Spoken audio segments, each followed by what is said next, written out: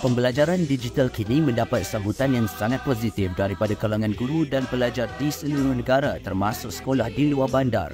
Selain transformasi ini bukan sahaja mempertingkatkan kualiti pengajaran dan pembelajaran, tetapi juga membuka pelbagai peluang baru untuk inovasi dalam pendidikan. Kajian terbaru yang dijalankan mendapati bahawa lebih daripada 85% guru di seluruh negara telah mengadaptasi penggunaan alat-alat digital dalam proses pengajaran mereka. Menurut seorang guru di Sekolah Menengah Kebangsaan Undang Rembau, Muhammad Ramdan menyatakan mahu atau tidak mahu, setiap guru dan pelajar harus menerima perubahan yang berlaku sekarang di dunia pendigitalan. Mahu atau tidak mahu, kita kena menerima perubahan dunia sekarang, iaitu dunia ke arah pendigitalan. Jadi sebagai sebuah sekolah yang telah dipilih untuk melaksanakan program pendigitalan, iaitu Bring Your Own Devices. Jadi setiap pelajar Sekolah Menengah Kebangsaan Undang Rembau telah diberi kebenaran untuk membawa telefon bimbit masing-masing.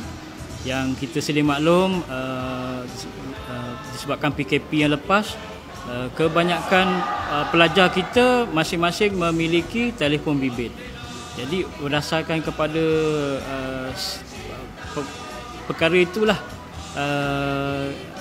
Bring Your Own Devices ni banyak memberi manfaat kepada kami para guru di Sekolah Menengah Undang Rembau dengan melaksanakan PDP yang berasaskan kepada digital.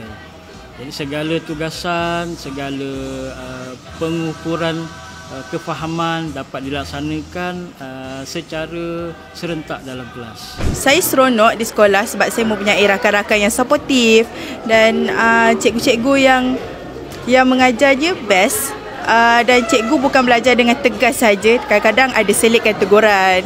Okey, tadi kita orang belajar matematik bersama guru dan kami menggunakan digital yang sedia ada.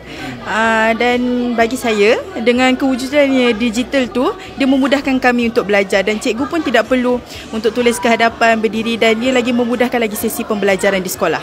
Okey, pada pandangan saya, dengan kewujudannya digital ni, penggunaan buku teks dan digital penting zaman sekarang ni sebab kita seperti kita sedia maklum, dengan digital kita mudah untuk mendapat maklumat, tetapi dengan buku teks juga kita lebih mudah untuk belajar sebab kadang-kadang di internet kita suka mendapat rangkaian internet dan ada masalah-masalah teknikal lah. Tapi bagi saya sebagai pelajar yang di luar bandar, saya mudah untuk belajar dengan menggunakan digital sebab kita kadang-kadang di sekolah kita tertinggal kelas dan balik rumah kita boleh belajar kelas online.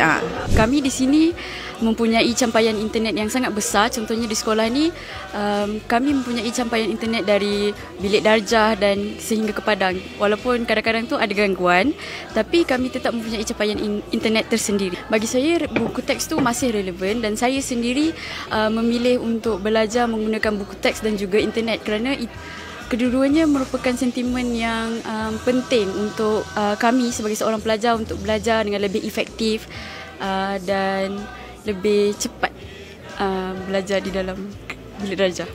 Belajar di luar bandar, walaupun kadang-kadang kami susah untuk mendapat akses kedai buku, tapi dengan menggunakan capaian internet dan peranti digital yang kami ada, dia lebih memudahkan masa kami dan cepat untuk kami mendapat maklumat tentang sesuatu perkara. Dengan pendekatan ini, sekolah bukan sahaja berjaya memudahkan proses pengajaran dan pembelajaran, tapi juga memastikan para pelajar dapat mengikuti perkembangan teknologi semasa dengan lebih baik. Laporan Adam Hafiz Ahmad, Rembau untuk My Berita.